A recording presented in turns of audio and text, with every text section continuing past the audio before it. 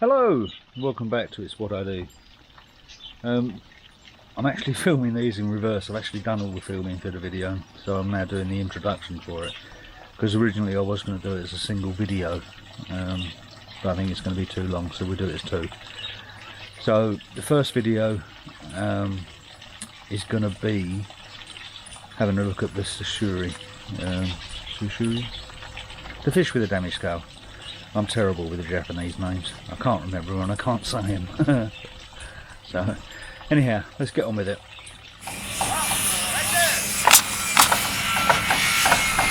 Okay, time to have a look at the fish.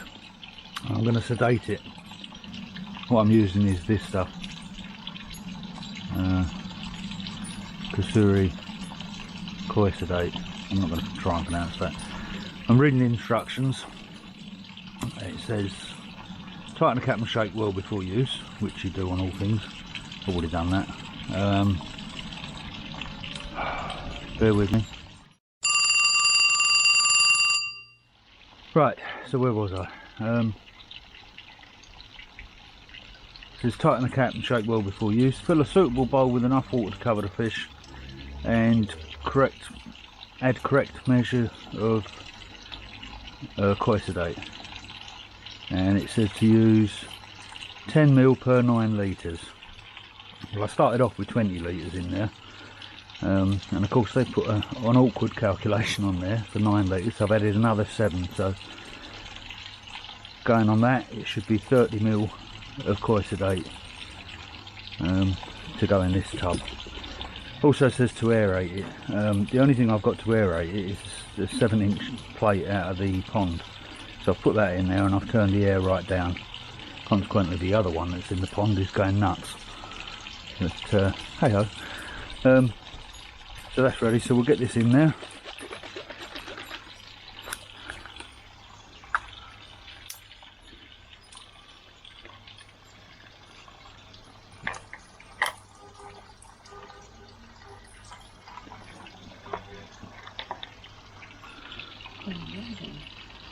So we want 30 ml. That's 20 ml. And we want another 10. So there's the 10 measurement.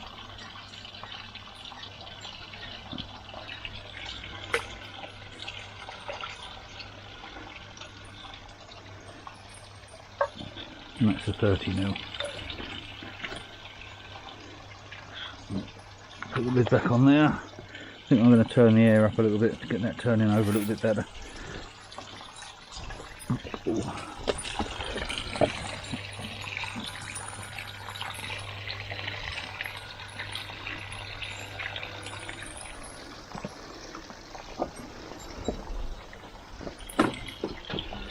That's better. We'll leave that a minute and I'll be back. Okay, he's in the koi sedate. Just got to wait now for him to roll over. The bottle says it's normally 2 to 3 minutes, so we'll give him a little bit of time. Not done this before, so a little bit nervous of it, but he should be alright. So back in a second. Right, it's rolled over onto his side, which is what it says it should do. So I think he's ready to come out. So I'll get him out and put him over onto the side.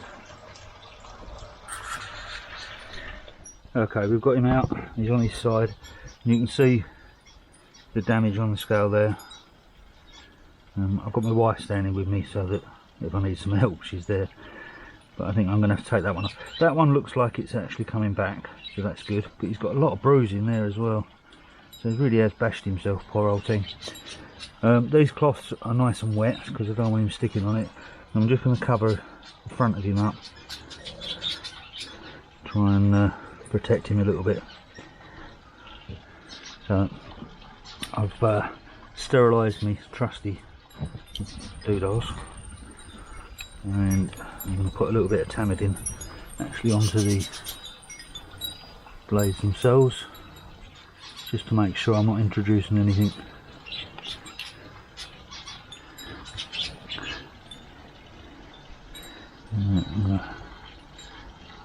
lift that scale.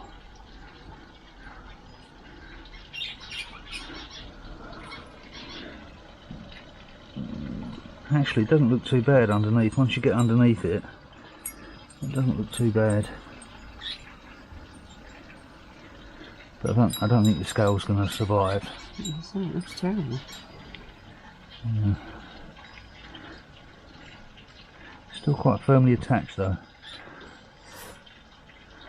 So I don't think I'm going to take that off. But what I'm going to do is give it a good go with the Tamidin.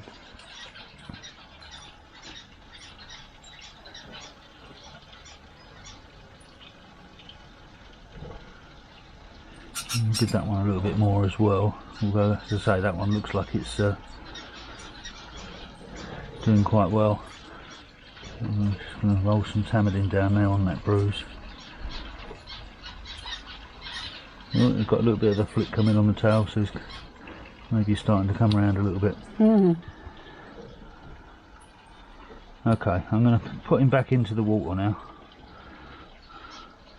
nice and gently.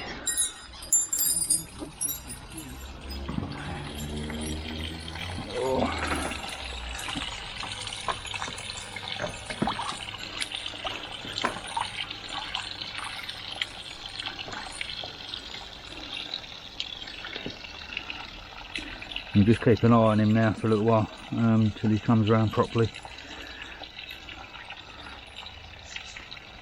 It should be okay.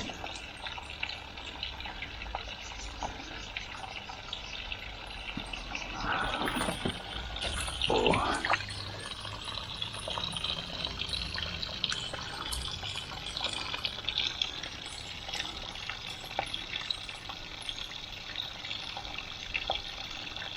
Here's a nasty bruise he's got on his side.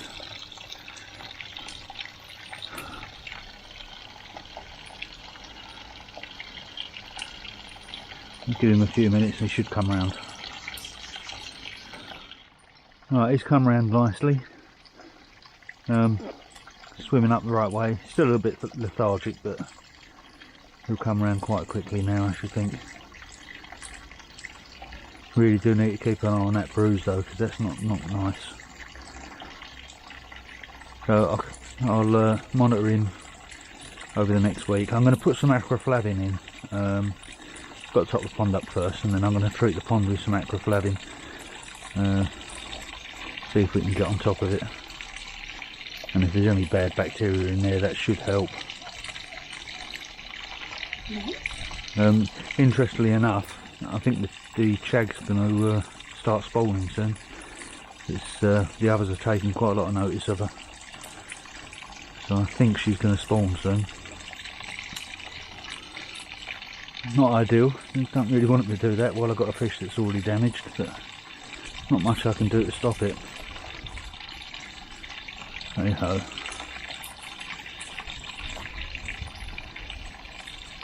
Right, so watch this space and we'll see how this develops.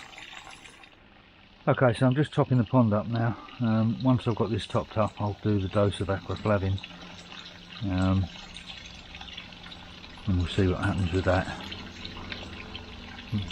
This Shusui looks perfectly fine. Come around from that anaesthetic perfectly fine. I probably didn't leave him in the anaesthetic long enough, because he did start to twitch when I had him on the side, as you saw. So,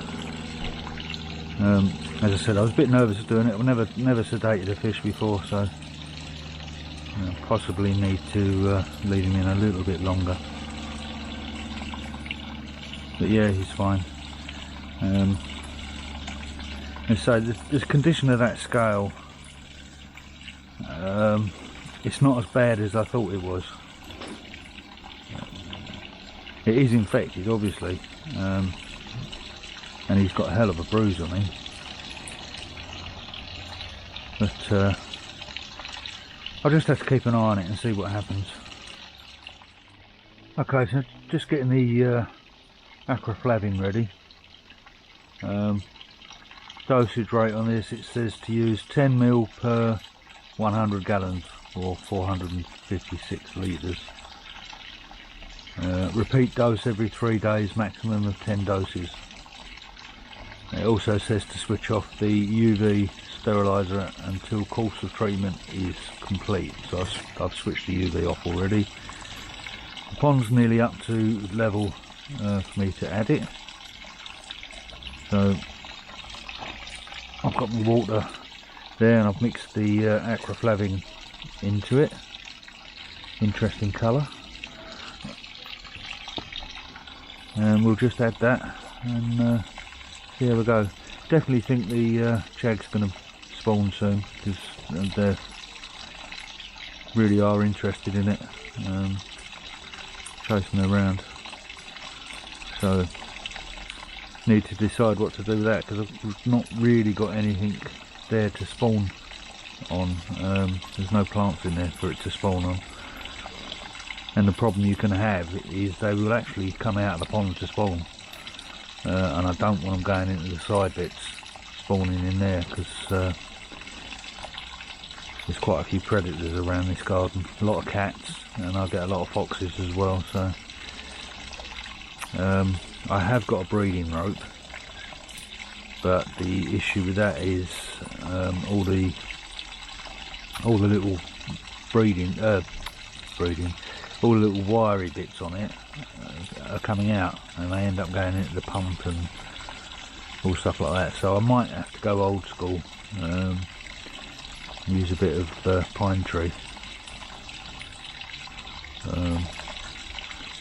That's what we used to do years ago. So I'll have a think about that one.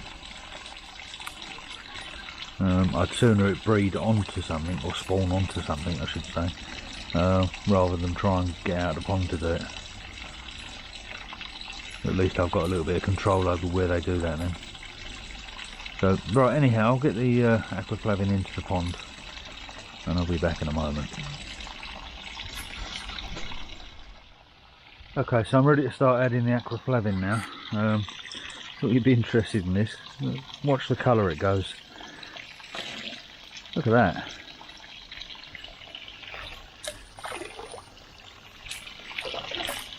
Like a fluorescent green.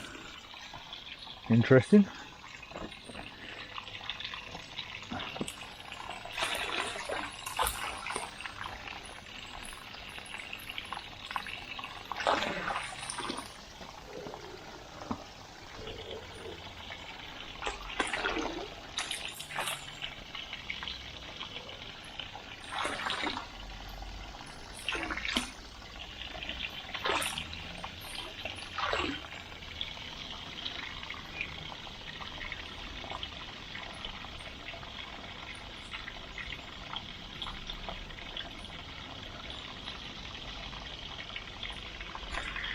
What a pretty colour.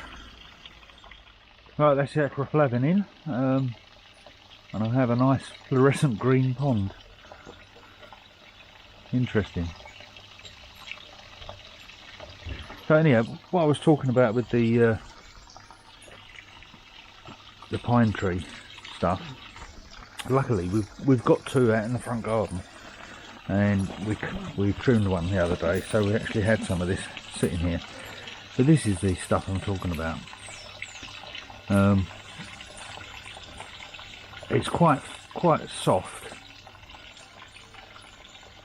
and it's only going to be in the pond a few days. So I think what I'll do, is I'll give them a quick sterilise. Might use some hydrogen peroxide for that.